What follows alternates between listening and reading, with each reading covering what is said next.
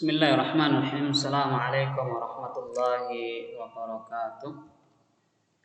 Alhamdulillahirabbil alamin. Assalatu wassalamu ala Rasulillah wa ala alihi wa sahbihi ajma'in.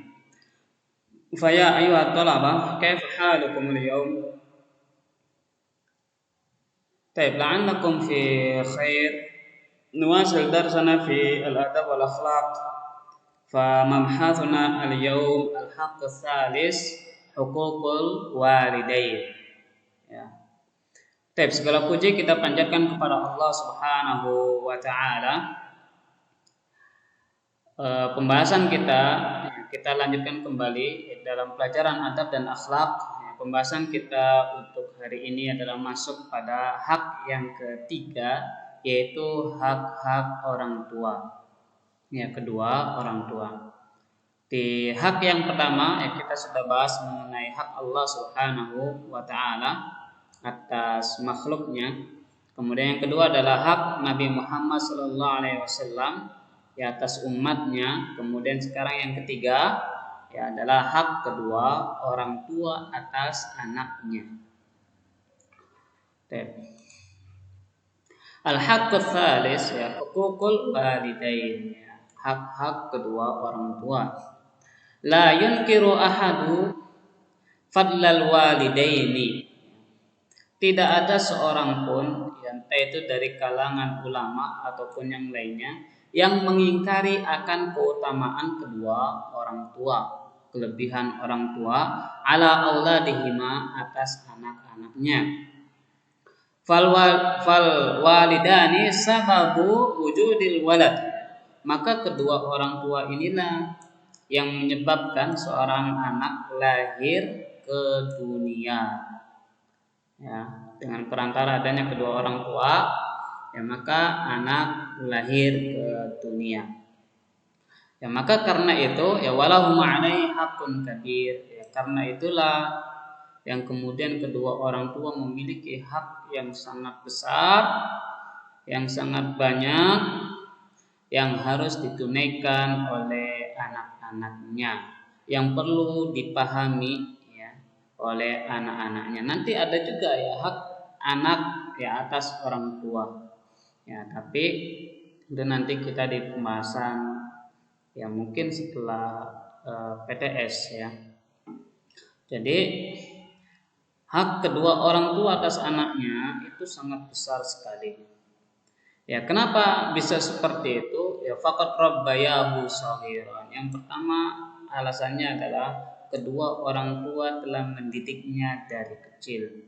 Baik itu mendidiknya secara langsung, biasanya ibu yang mendidik anaknya, ataupun mendidiknya secara tidak langsung.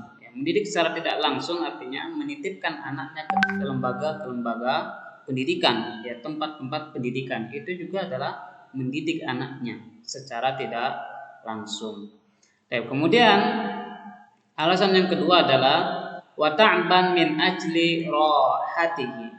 Kemudian mau lelah, capek untuk untuk anaknya. Padahal jam itu adalah jam istirahat untuk kedua orang tua, tapi yang mereka kedua orang tua rela meninggalkan waktu istirahatnya dan mau capek dengan anak-anaknya. Kemudian alasan yang ketiga adalah wa sahiron min ajri manamihi. Sahiron begadang. Orang tua itu rela begadang demi anak-anaknya meninggalkan tidurnya. Meninggalkan tidurnya. Jadi ini keutamaan kedua orang tua. Tidak ada satupun orang yang berakal, baik itu dari kalangan para ulama maupun orang-orang biasa, pasti semuanya mengatakan orang tua itu memiliki kelebihan. Orang tua itu memiliki keutamaan atas anak-anaknya, dan ini tidak ada satupun yang mengingkarinya. Kalau ada orang yang mengingkari akan kelebihan kedua orang tua, maka itu akalnya dipertanyakan. Kenapa bisa seperti itu? Sekali lagi karena dengan perantara kedua orang tua lah kita dilahirkan. Kemudian selain itu juga kedua orang tua lah yang mendidik kita secara langsung maupun tidak langsung. Kemudian yang kedua, ya orang tua rela meluangkan waktunya, mau capek ya untuk anak-anaknya, menghilangkan waktu istirahatnya. Ya, mungkin tidak nampak ya, di depan kita dia mau capek ya, dia begini dan begitu, tapi pada hakikatnya orang tua ya banyak berusaha ya untuk meluangkan ya waktunya untuk anak-anaknya. Kemudian yang ketiga, orang tua itu mau ya bergadang ya untuk anaknya yang meninggalkan tidurnya. Selain itu juga ya seorang ibu tahmiluka ummuka fi batniha. Selain itu juga ya seorang ibu itu mengandung ya anaknya dalam perutnya ya kurang lebih 9 bulan. Itu ya sesuatu yang sangat luar biasa. Ya capek, lelah dan lain sebagainya. Wada'ishu ala hisabi wa ihidaiha, kemudian hidup ya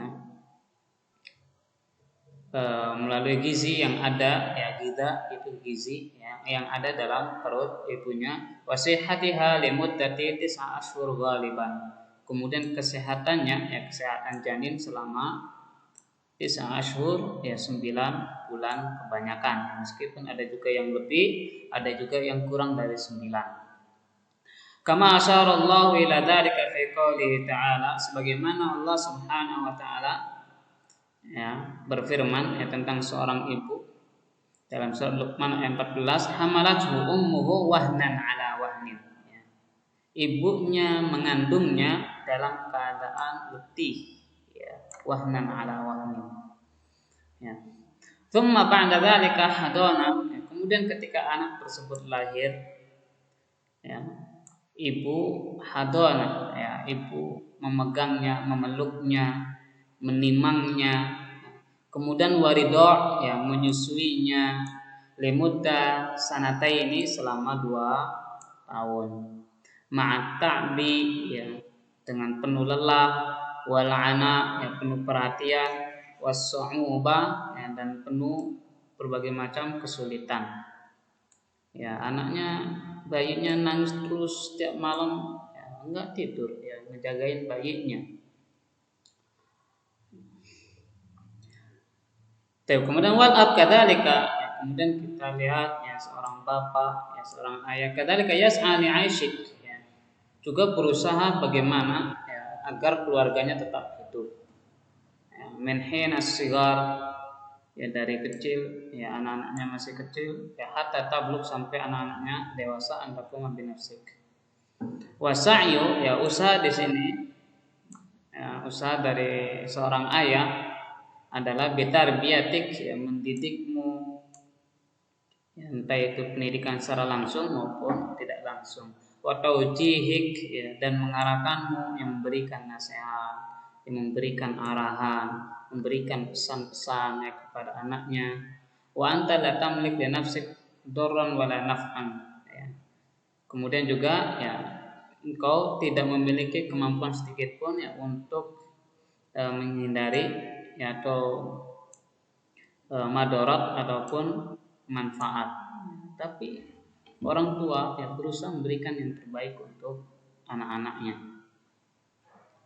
Ya, kemudian dalil-dalilnya wa wasainal insana biwalidayhi ya, kemudian dalam surat yang lain wa qad rabbuka alla ta'budu illa iyyah wa bil walidaini ihsana ya, dan Rabbmu memerintahkan kepadamu untuk beribadah kepadanya dan berbuat baik kepada kedua orang tua.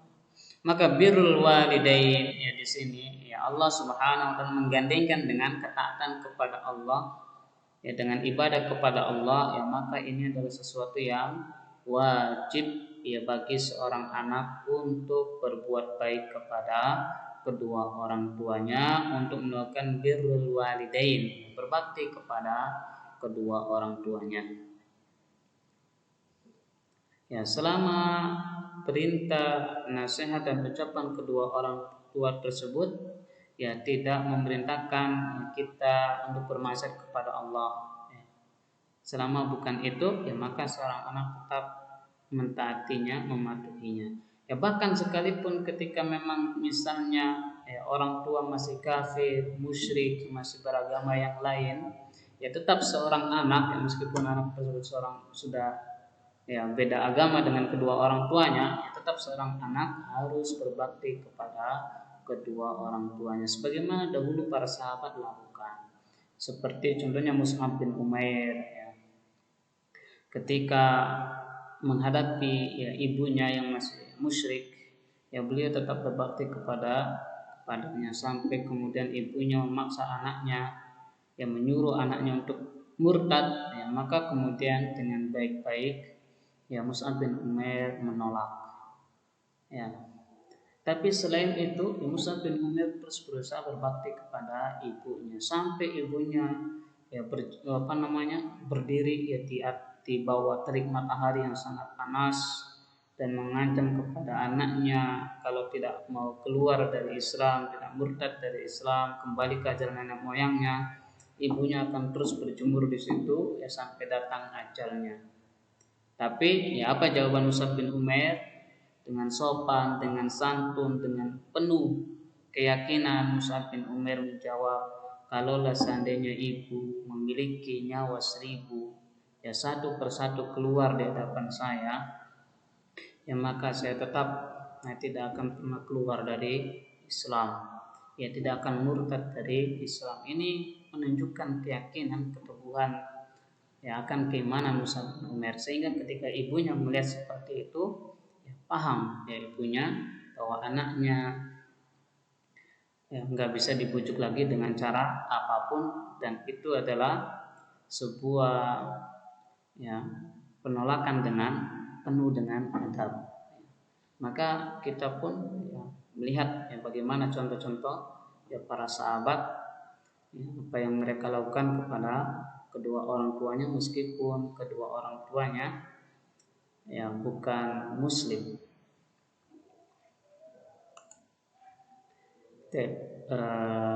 Itu saja untuk pelajaran kita pada hari ini. Intahena minad dars, fa jazakumullahu khairan ala husni ihtimamikum wa husni istima'ikum. Ya barakallahu fikum. Dan insyaallah untuk kisi-kisi nanti Ustaz share di grup Telegram. Ya barakallahu fikum. Assalamualaikum warahmatullahi wabarakatuh.